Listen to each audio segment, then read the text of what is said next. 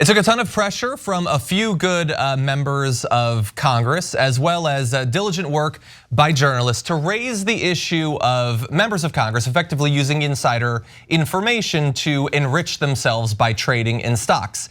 And the pressure grew and grew and grew until earlier this year, Nancy Pelosi finally admitted that something had to be done and the practice had to be banned. And so it's not gonna happen. It was supposed to be in this omnibus spending bill. The bill is out. It's not in there. I guess there wasn't room. I mean, the bill, after all, is only 4,155 pages. It's got a ton of stuff for the government, for individual members of Congress, their pet projects, but no language banning members from trading individual stocks, despite a bipartisan congressional push to do so. So many people who seriously wanted that to happen, and they just couldn't get it to happen. And so what do we have? Well, we don't have that, but we do have the Stock Act, okay? So Congress passed this a decade ago, intended to combat insider trading. Now, it doesn't ban the practice, but a key provision in the Stock Act mandates that lawmakers publicly and quickly disclose any stock trade made by themselves, a spouse, or a dependent child. So that in theory, were they to use information that they got in a meeting to buy some stock, you'd know it immediately and you could do the same thing, except they just don't abide by it.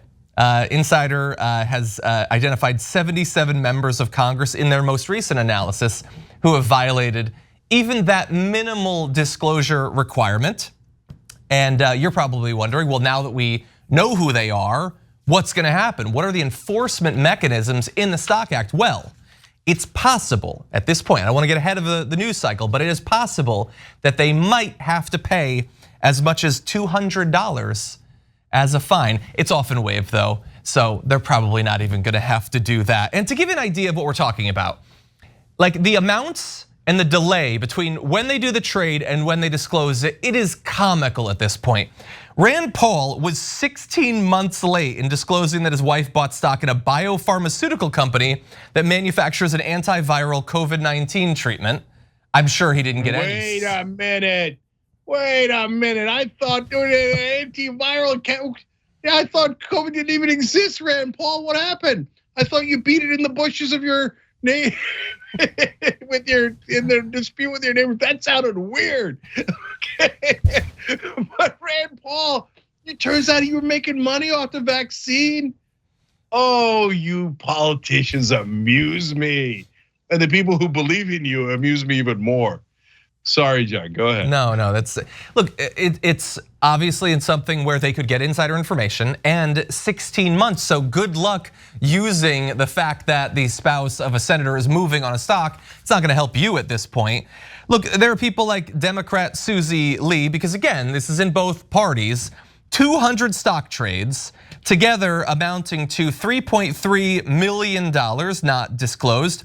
Mo Brooks, by the way, didn't disclose a sale of Pfizer stock worth up to $50,000. Weird that he was dealing with Pfizer when they've made up this whole pandemic and everything.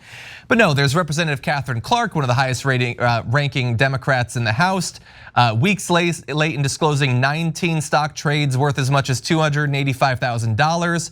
Last year, a Republican from Tennessee didn't disclose more than 700 stock trades, together worth as much as $10.9 million. And so, the fact that the Stock Act might as well not even exist, it only serves to give us an excuse to talk about this topic at this point. Combined with the fact that Nancy Pelosi, who did not want to ban individual stock trades in the first place, and was only forced to because people kept being gauche and bringing it up over and over again, has succeeded in killing it as an issue. And now the Democrats aren't even gonna be in charge. Now, in theory, the Republicans, who during the last campaign brought up the fact constantly that Nancy Pelosi wasn't outlawing this, using it as an example of how corrupt the Democrats were, that they weren't banning this. Well, now they have a great opportunity. They can ban it. They can prove that they're the ones that are against corruption. The ball is in their court. I don't think they're gonna use it. Yeah, by the way, if the Republicans actually did ban the personal trading of stocks for the Congress people, I'd give them all the credit in the world. God bless. You know what? I mean, this is a bit shocking, but Matt Gaetz actually has some pretty good anti-corruption proposals that he has. Maybe he could use the leverage of the Kevin McCarthy vote to insist that those get a vote. I'm just saying, Matt, think about it, right? And I'm giving credit here on good anti-corruption stuff. Now, are the Republicans likely to pass a single anti-corruption bill? unless it's total fraud and it's just meant to trick you into thinking they did anti-corruption, I would be shocked. But I would tell you the truth. I would be happy to tell you that if they pass it, but they very, very, very likely won't because they're just as criminal as anyone else. But normally it's the Republicans that are, do the like wheeling and dealing, etc. You think that's the popular conception of it, partly because mainstream media, let's be honest, favors Democratic leadership, okay, and protects Democrats. And you saw it in Sam Bankman-Fried. He said, "Oh, I gave the Democrats publicly because I get PR credit for it. I gave the Republicans through dark money because you're going to get criticized for it." The Democrats take the same money, do the same wrong things with it. That's campaign contributions. In this case, it's their own personal money that they're trading with. So I'm going to read you 4 others, other than the ones that John read you, because I just think it's hilariously symbolic, okay? Tom Carper, Democrat from Delaware, senator, 4 months late disclosing his wife's sale of stock in a gold mining company. These guys are like, it's like Elmer J. Fudd in Congress. Anyway, Senator Bill Hagerty, a Republican from Tennessee, months late disclosing stock trades on behalf of his dependent children. I read that one to you because like half of this stuff is inherited. In his case, the kids are gonna take his money, but half these senators got money from their parents. Senator Cynthia Loomis, a Republican from Wyoming, was several days late, which is not that big a deal, let's be honest. Okay, so we're fair. But she was several days late in purchase of in August of up to $100,000 in Bitcoin. So my point here is not, hey, oh my God, she was a couple of days late, they were a couple of months late in reporting stuff.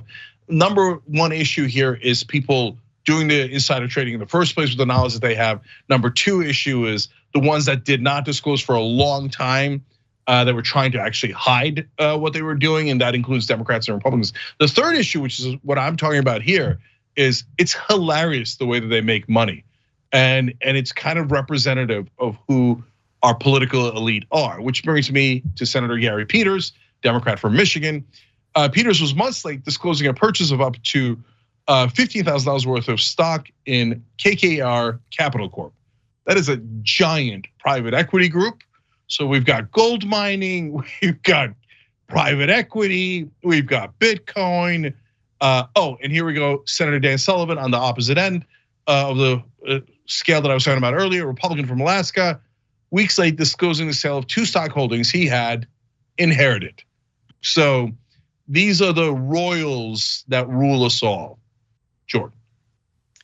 Yeah, and this goes beyond just them reporting late too, like you said. The Stock Act, if it's a $200 penalty for reporting late or for any violation of the Stock Act, it's just a $200 fine to do whatever you want. Like when the penalty is only a small $200 fine for the wealthy, and many of members of Congress are wealthy, that's nothing. It means it's effectively legal for them. It's just a little bit more expensive. But if you look at how Congress have performed, how their portfolios have performed, you have multiple, I think dozens of members of Congress who are just apparently they belong on Wall Street. They're way outperforming the S&P. I mean, they would be the top, a hedge fund manager on Wall Street with their performance, which shows it's not that they, are crunching the numbers or just really are good at analytics. It's that they're operating on inside information, or they're doing things and knowing. Like I think Loomis was a big proponent of crypto in general. So if she's holding it and then going out and saying, "Oh, we need to incorporate Bitcoin and other cryptocurrencies into people's retirement portfolios," which is a big push. There's a big bipartisan push there.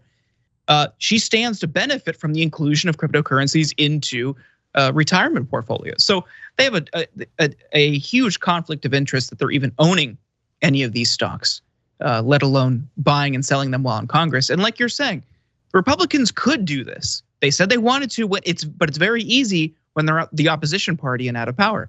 Now they're going to have it. This could be a huge win for them. And like, I agree with Cenk. I would applaud if they did it. But I think the hollow populism that we've demonized and decried for the past several years is really going to show its face yet again. They're not going to do it. It sounds good in the press. It sounds good on social media. But now that they're actually going to have control of the House, they won't do it. Thanks for watching The Young Turks. Really appreciate it. Another way to show support is through YouTube memberships.